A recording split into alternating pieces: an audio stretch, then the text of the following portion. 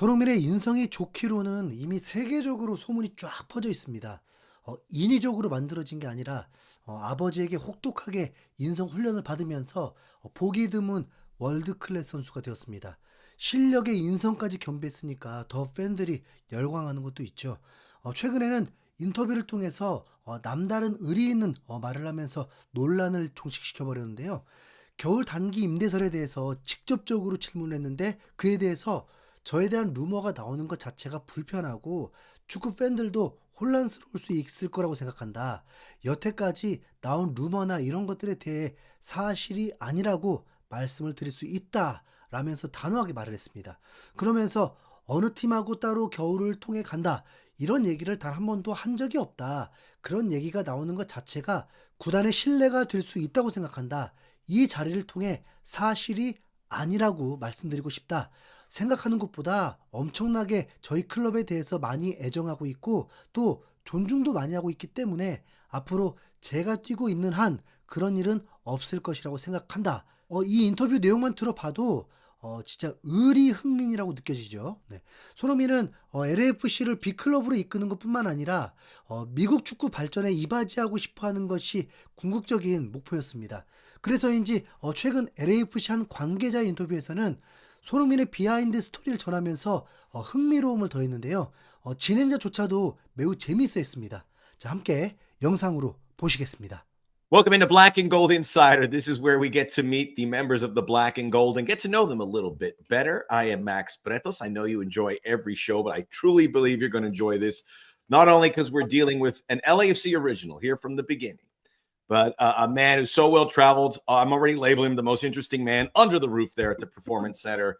It is LAFC Performance Director Gavin Benjafield. An absolute honor and thrill, Gavin, to have you on the program. Hey, Max, I appreciate being here. It's only taken me 8 years to get on the program, so you must be really going to the bottom of the barrel now. The request is in the mail. It must have got lost. I don't know what you're talking about. But miscommunication. But no, this is a relatively new program, Gavin. So we're all kind of getting started. I mean, had you ever reflect a little bit about your time here? I mean, you've traveled and worked in every sport and every field, but the time you put in, you are really a foundation stone of the Black and Gold. Yeah, there are only a few of us remaining, the OGs of kind of day one. We walk past each other and kind of remember those 10 weeks in UCLA where we were building up, breaking down before the Performance Center actually got opened. And yeah, I mean, obviously it's been a journey, so many good memories, so many changes, relationships that we've built over the years with the players, with the staff. So yeah, it actually is the longest time that I've been with one team. As you said, I've traveled a lot. I've been with a number of teams, and in 8 years, or the 8th season with LAFC, it's by far the longest that I've been with that single team. Performance director, Gavin. I mean, that's a loaded title. There's a lot under it. In the best way that you can, tell us what you oversee with the club. Yeah, it's a really good question because maybe there's a little bit of confusion about like what is performance, because actually there are two words in that title, right? Performance director. So my primary role at the club is to direct the members of the performance department, and then so you probably have to drill a little deeper. What makes up a performance department? So you've got everything from strength and conditioning, which kind of is a very traditional role within pro sports. I think it all started in strength and conditioning. That's a little bit of my background as well. Nutrition, sports psychology, sports science, data science, all of that, kind of those disciplines, those very unique disciplines make up the performance department. And my role here at LAFC is ultimately to how do we provide the best service possible to our first team, and then obviously through the second and the academy. How do we provide the best service possible to ensure that our players are able to stay healthy and be as fit as possible and be as competitive as possible, be as ready for the competition that's coming, be it, are we playing Saturday to Saturday? Are we playing away? Are we traveling? Are we at altitude? Are we playing a midweek game?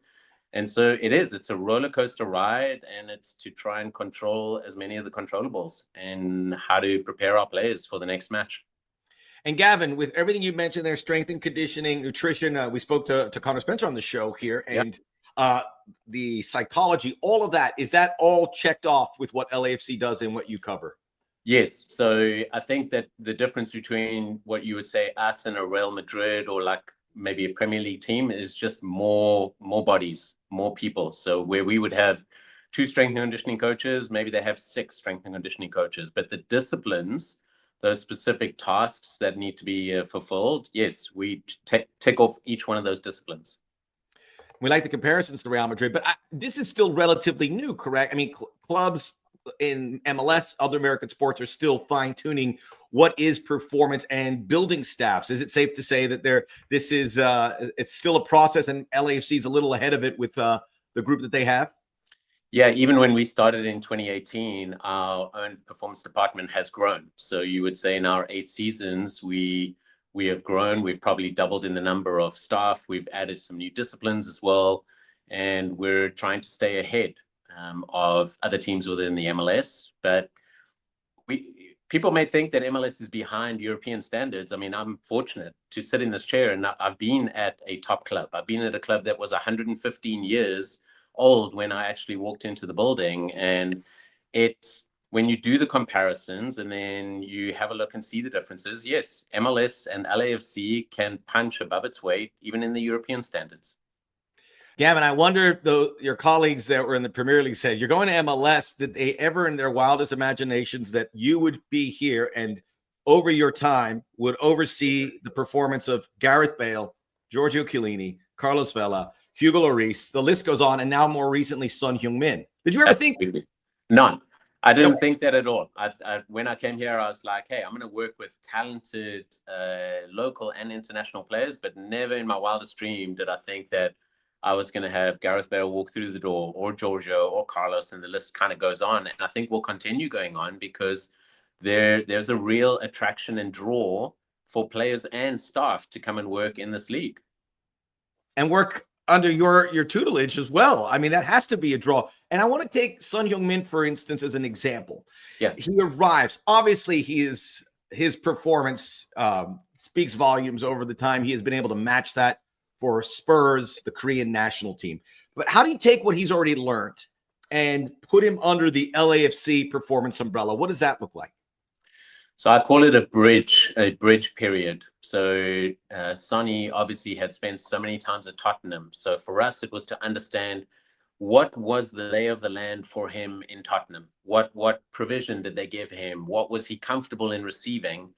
And then to know what is our environment, what is manageable for us. Because yes, we do not have 8 physiotherapists in the building. We do not have 6 strength and conditioning coaches, but what we have is what we can work with.